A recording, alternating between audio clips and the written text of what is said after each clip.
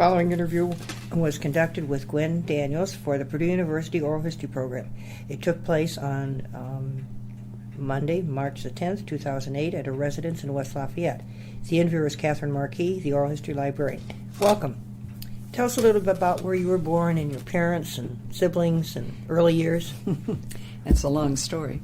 I was born in Arkansas, Hot Springs, Arkansas. My husband and I met at a Ouachita Baptist College in Arkansas. I was one of 5 siblings.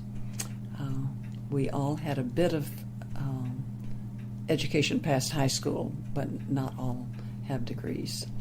I had a degree in home economics. And from college or from high school? In high school? No, in college. Okay. Where'd you go to college? Ouachita. Okay. Mm-hmm. Tell us a little bit about campus and college life. Just under 1,000 students. Mm-hmm.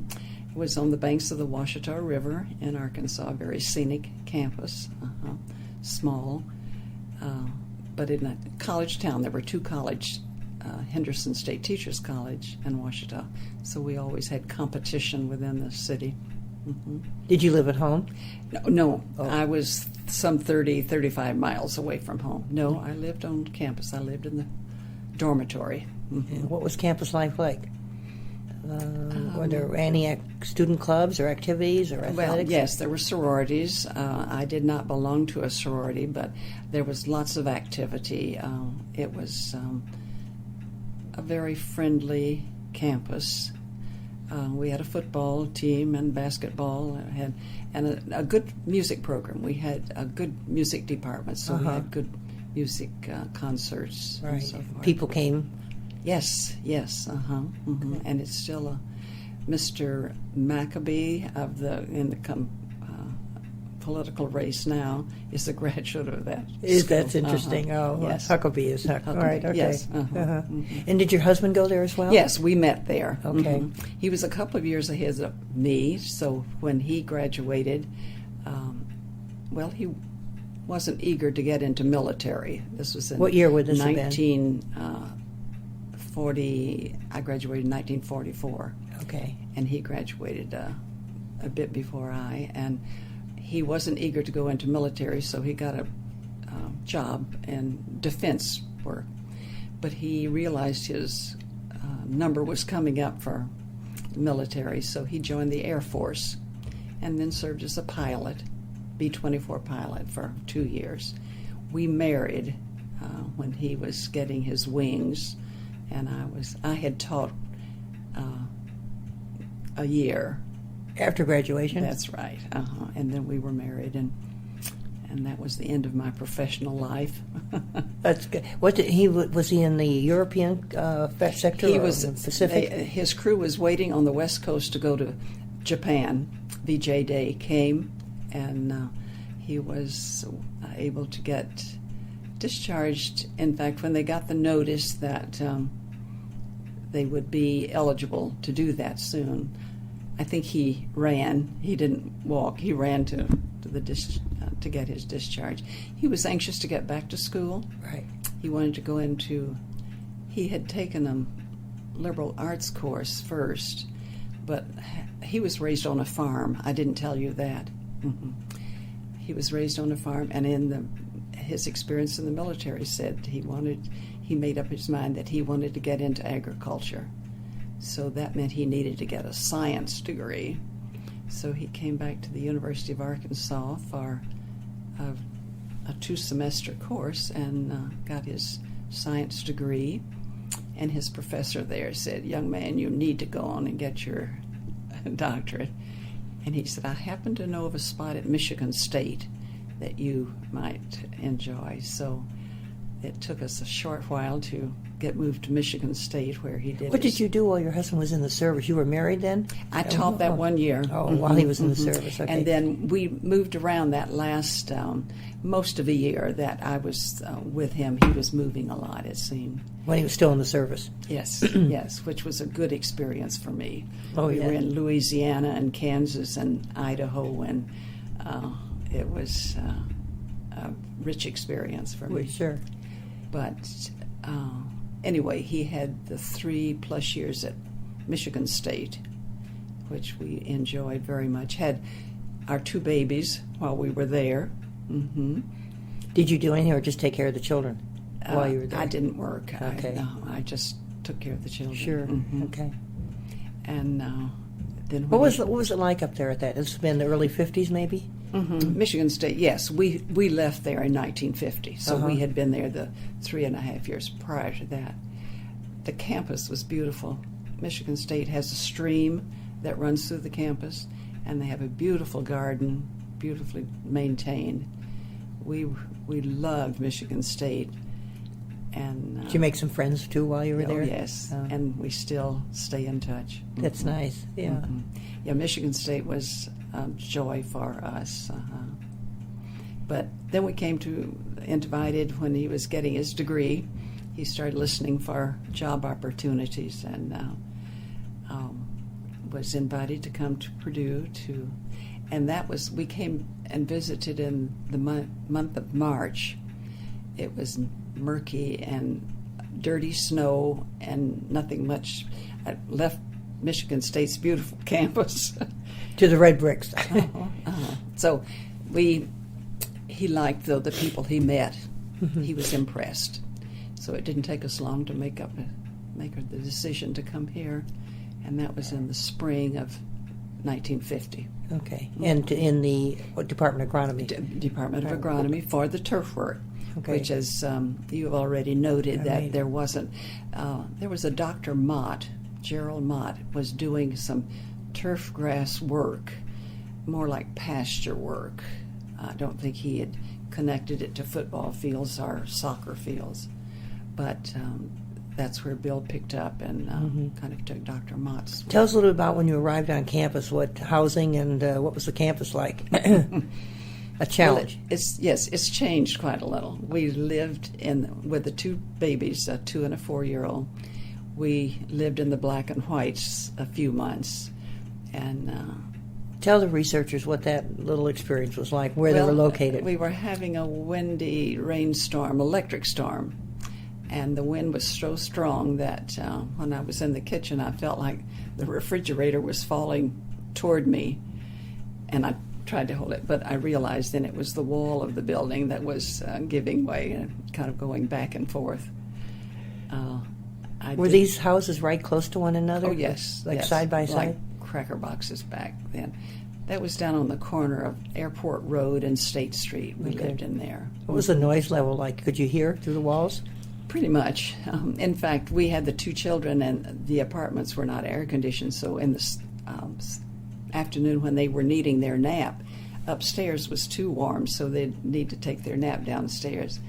And the neighborhood kids were so intrigued with these new little ones, they'd come to the windows and tap on the windows, and it was a friendly neighborhood. Yeah, it sounds like it. It was a good experience. Yeah. It really was. Right. It wasn't Right. bad. Right. No. And did he walk to work? Oh, yes. Okay. We had a car, but I think he was just from the ag campus. That wasn't Too far. Right. Okay. Yes, and he liked his work from day one. He just stayed very. So what was the department like? Was it smaller than it is now? And tell us a little bit about that. You know, I don't know what the count of the department. Oh, good. We came to town, and Dr. This is about 1950? Peterson, J.B. Peterson. His name I recognize. And his wife, Beth. They were such loving, caring people. I think we spent our very first night at their house, all 4 of us, children and all. They had 2 teenagers at that time. We had, the Petersons were so helpful, concerned for our welfare. And it didn't take us long to settle in that. Sure. That made it nice. Purdue housing. The Petersons were very special people, very professional. He was, I think, a very capable department head, but their concern for the individual Which is nice. was outstanding. Right. Okay. Then you moved and you got another place after a while. We moved across town and bought a small house and lived there 4 years till we built a house west of town, out near the apple farm. Okay, all righty. On Sharon Chapel Road. Sure, okay. And lived there 35 years. Isn't that wonderful? Nice location. Very good location. Yeah, and handy and, sort of in the country at the same time. At the time, that field across from where we built now is a apple field, I think, but it was had cattle in it.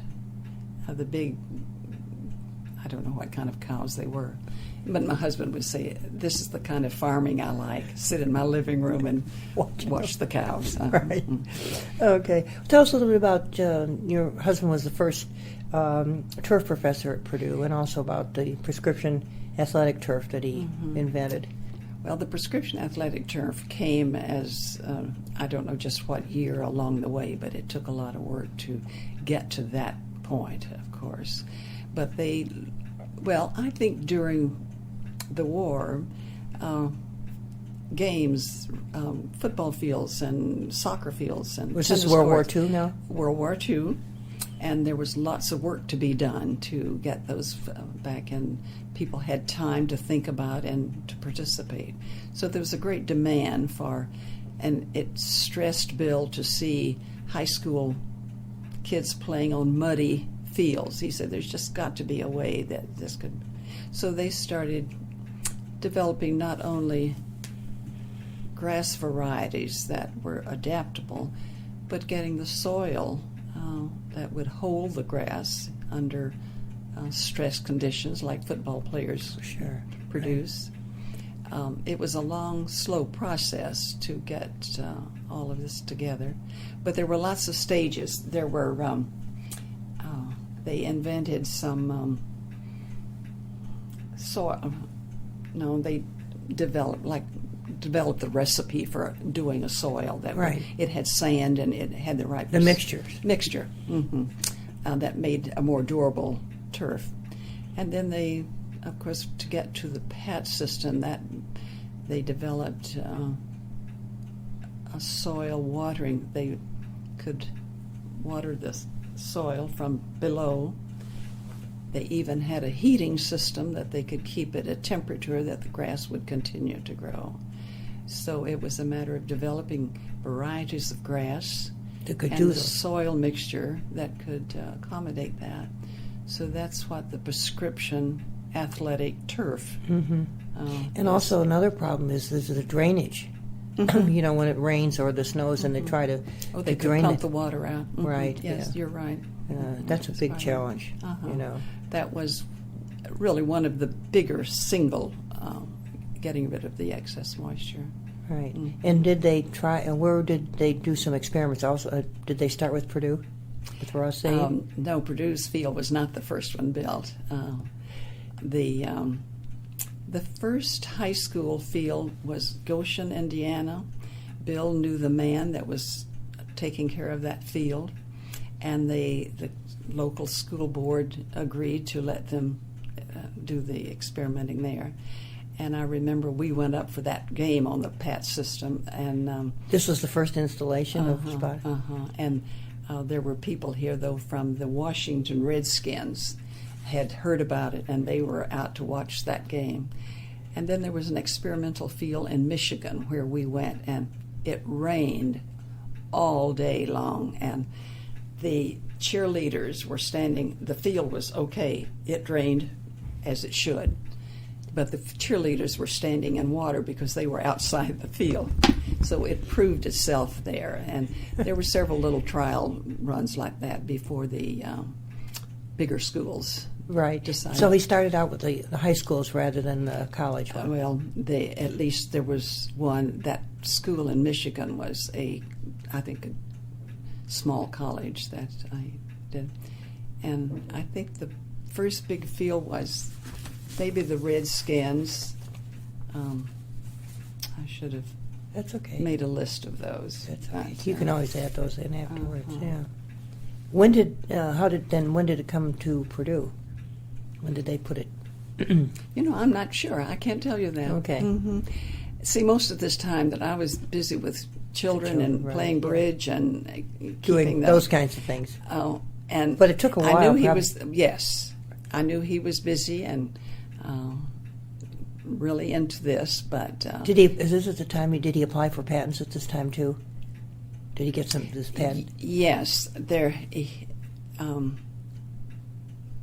I don't know when that patent was issued, but he did get a patent for this. Oh yes, through the Purdue Research Foundation. Right. They were very cooperative. He got to know the people that were in the patent office, and they helped. And there's one thing that Bill felt very proud of when he was applying for a patent.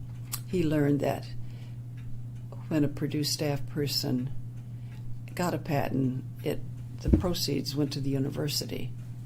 But that he was one of those inventors that helped to get that changed, and that at one time, I don't know what it is now, but at one time through their work, and it wasn't just his, but there were others. Sure.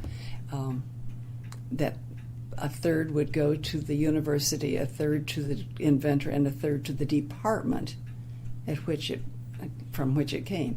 And that was, I thought, was the best thing, because he spent department time, sure, right. and we thought it was right. Only fair, right? Mm-hmm. Yeah. So I'm not very well informed about the patents, but he had several. Yes, grass varieties. Of course, the big one was the pass system. Mm-hmm. Mm-hmm. When did some of the publicity start kicking in, and what was the reaction? A lot. Well, people? I can show you 2 volumes of. There was lots of publicity, lots of. Were you in on some of this when they would come for interviews? Very little. I would go on trips with him to, if it was an area that I hadn't been to before and could manage, but his was always work. He didn't really have time for much play along the way. Right. Was this used just in the United States, or was it international? Others outside? Well, now that's a good question. I jotted down the countries that he has worked with. The letter that I have here, it's a wonderful letter from the man in Scotland, because they worked on the golf course in Scotland that's so famous. Bill has. St. Andrews. St. Andrews. They have collaborated quite a little. Mm-hmm. Well, let's see. They've worked with Europeans, particularly the Scotch people. Europe, China, Japan, and we've been there a couple of times. Mexico, Poland, Saudi Arabia. Now, he hasn't been to Saudi Arabia. He's been to these other places. But he had communication and thought he would be going at one time because they were planning a field, but he didn't get to do that. What was it like in Japan? When did you accompanied him to his trip to Japan? Oh, yes. Well, he went once that I didn't go. I was with him twice in Japan and once in China. I have books like that from each of those trips. Wonderful. Uh-huh. Was this mainland China or not Taiwan? Mainland. Mainland, Mm-hmm. okay. Mm-hmm. In Japan, what sort of fields were they looking at? Athletic fields, whether they be high schools or college, or what sort of, did you look at some of these? I think a variety. Mm-hmm. Okay. The man that really got him started was a turf man, but his company had an office in New York, and somehow they learned about this. And I think that they were doing turf areas, not just on football field. Japan had limited space, of course, right. So they would. We were on areas where the driving range. You would drive your ball from three different levels. It was, you'd go upstairs. If that lower level was busy, you would move up. You'd still aim for the same field, the grass field, but you would. That's just how compact they were. So they were interested in saving space and yet getting. But they had beautiful fields. They were I bet. Very proud of their golf. Right. Mm-hmm. In other words, this turf, what the PAT was used on, not necessarily, not only on athletic fields, but also golf courses? Mm-hmm. Yeah. Okay. Mm-hmm. In fact, that's the putting greens that's where it would. Okay. Well, I shouldn't really say that because there was another system. What did they call that? That had everything, but they didn't have the pumps to pump out the excess water. The PAT system really was football fields. I think I misspoke there. Yeah, that sounds good. Because it had to have electricity and it had. Mm-hmm. And any other countries what was your visit like to China? And what year was that? Was it some years back? So it's probably changed a lot now. Mm-hmm. Oh, I think so. Must have been one of the earlier years. We were. You want to stop that now? Okay. There were 2 trips to Japan, but the one to China. To China, Mm-hmm. okay. Mm-hmm. Now, for our researchers, turf would be for grass. That's what the turf professor would mean. Is that where they selected that name? Or? Turf is not a form of grass, but a term that is used. And yet, I also know that turf is used for horse racing. Okay. They're in the turf business too. Right. Okay. And that isn't necessarily grass. Even though Bill did work on some horse racing Tracks. areas. Mm-hmm. Okay. They'd get interested in improving their turf and would talk with him. Mm-hmm. Now, the turf grass is, I think, usually referred to as recreational Okay. turf. Okay. Mm-hmm. Okay. All right. Tell us a little bit about the William H. Daniel Turf Grass Research and Diagnostic Center that was named for your husband, and tell us a little bit about that center. Well, I think it kind of describes itself. And where is it located? That is out on Cherry Lane beyond the golf course clubhouse. Very conveniently located so they can work together if they choose to do so. Bill was extremely pleased to know that was... Did that come as a surprise? Actually, it didn't happen until after Bill died. Okay. Mm-hmm. Okay.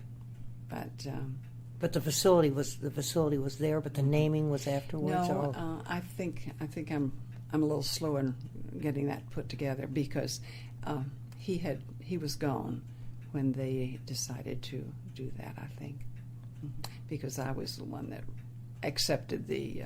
That's very nice.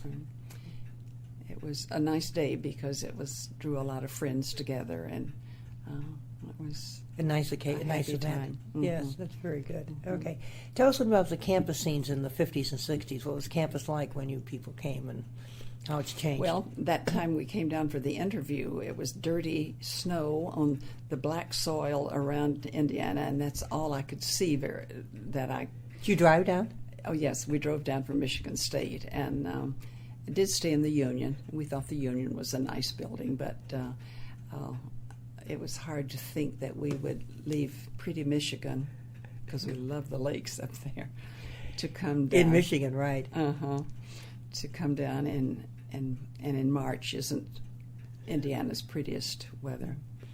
But Bill liked what he was told. Mm-hmm. Right. And we were treated warmly. The Petersons were wonderful hosts, and I don't think there was ever a day that we regretted being here. Right. I know he had some difficult days. We all do. You wouldn't be making progress if you didn't, and right. I know that. But Bill loved his work. What was Chauncey Village like? How that's changed over time? Chauncey Village? Were there more stores? I've heard there were maybe some other retail. Yeah, that's I not can't there remember much about Chauncey Village back then.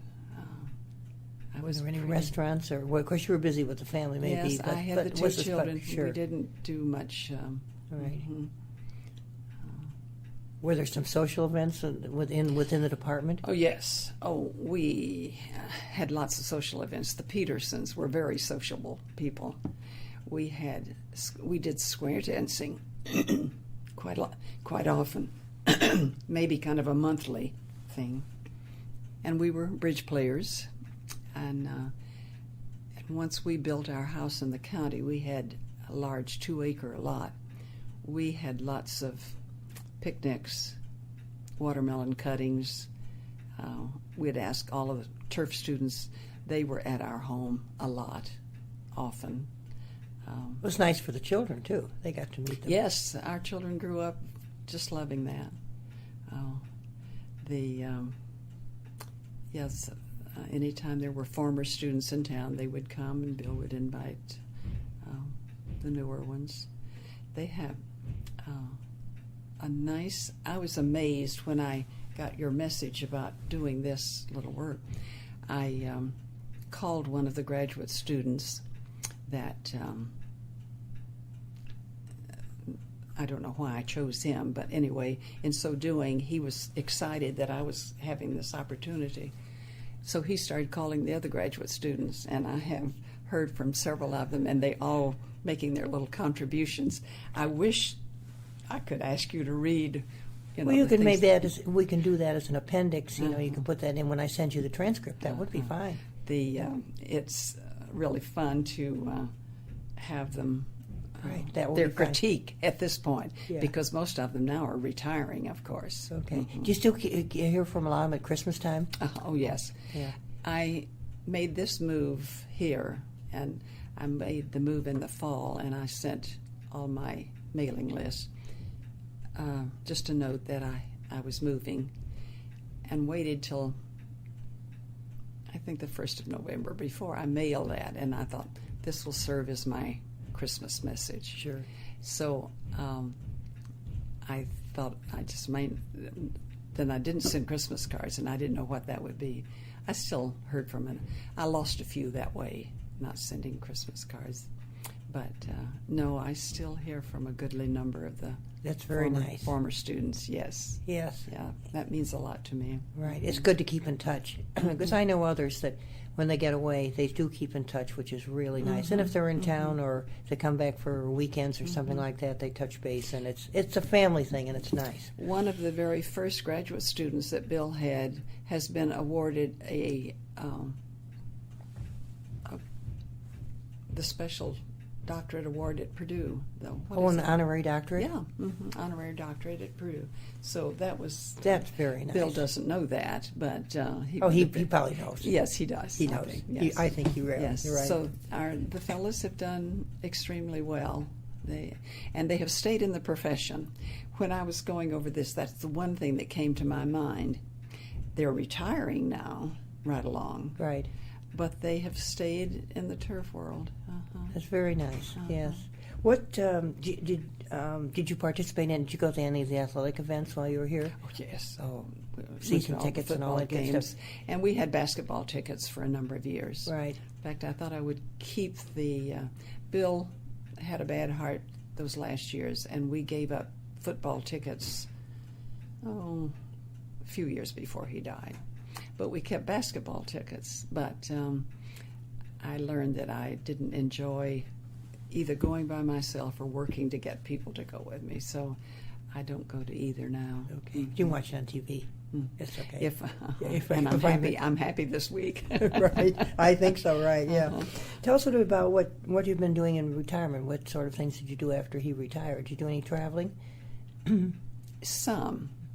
I have a friend, Martha Hilst, her husband, was an agronomist. He, however, went into administration. He left the agronomy department.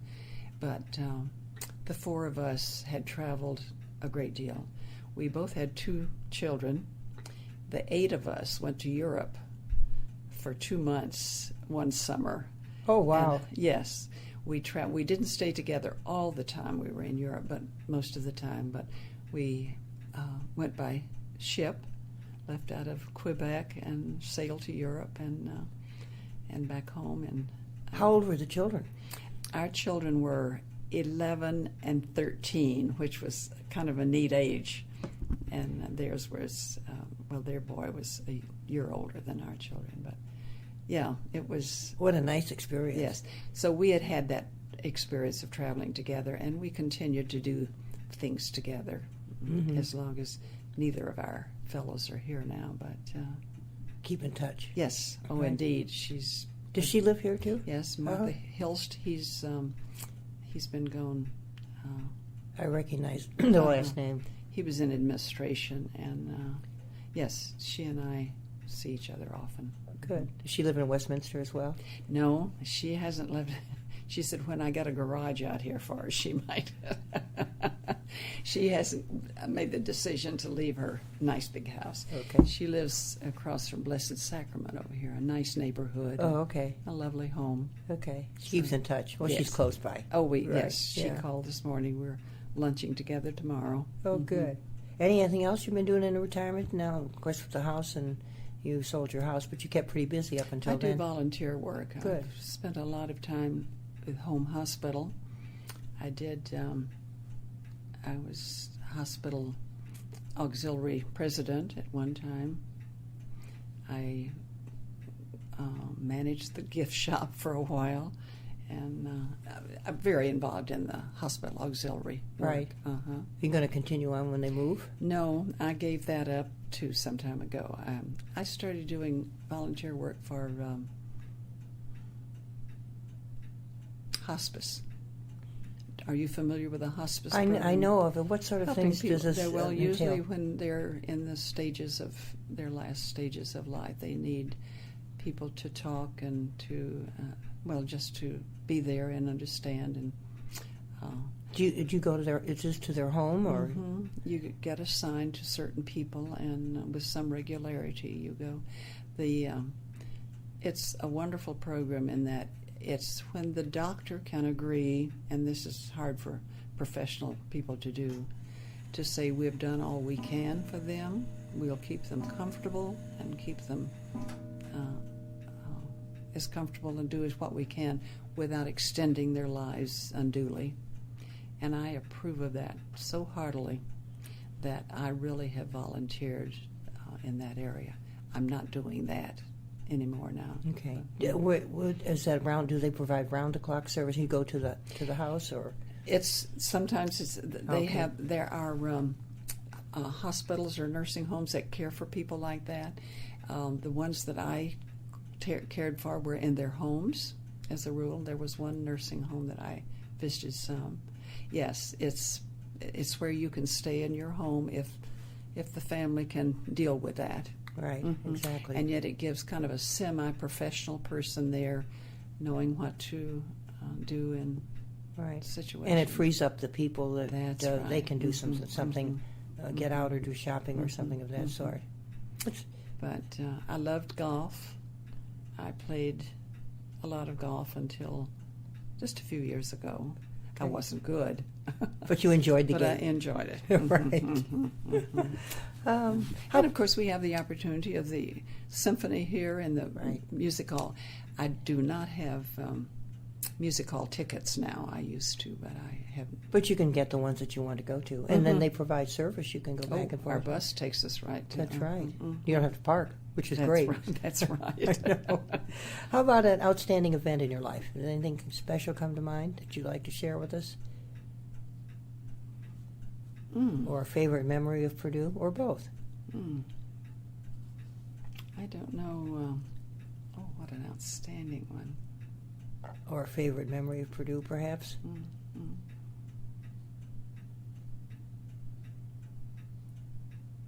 I don't know. I think I thought it was awfully nice that they were recognizing these agronomists and kind of highlighting I was going to ask them. about that. The legends Yeah, is very I can't, nice. There were lots of nice things that happened along the way. Bill he kind of minimized it. He didn't dwell on it, but a lot of people appreciated him. Mm-hmm. But That legends was nice. yes, mm-hmm, Right, mm-hmm, right. mm-hmm, mm-hmm.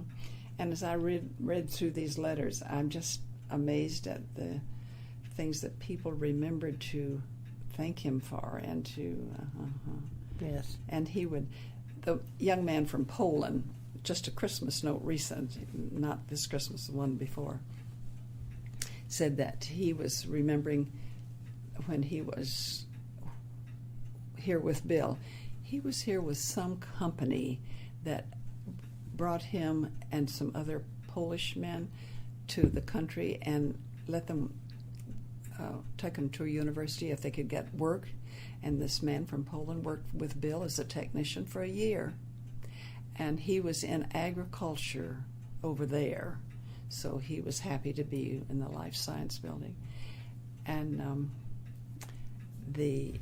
his memory, we've stayed in touch all this time, and he was telling about the time that Bill took him, if Bill had a extension meeting down at Terre Haute or Vincennes, or he would sometimes invite a student or this man along with him.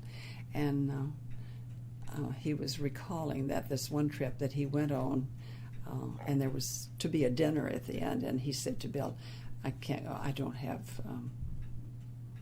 I'm not dressed, I don't have, I guess he didn't have a tie on. So Bill said, don't worry, I'll just take mine off and we'll go together to this dinner. And I thought for him to remember that 30 years ago, that was it's amazing what sticks in your mind. It's kind of special. Yes, it is. And I think those things that I have heard that Bill has done that I didn't know about and had never heard before, I think maybe those are kind of the joys that I have enjoyed most. Right.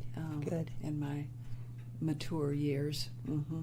That's very nice. Mm-hmm. Any closing comments for the researchers that you'd like to say? Anything comes to your mind? If I could just go through my notes here. Oh. Or you can append a couple of those. I don't.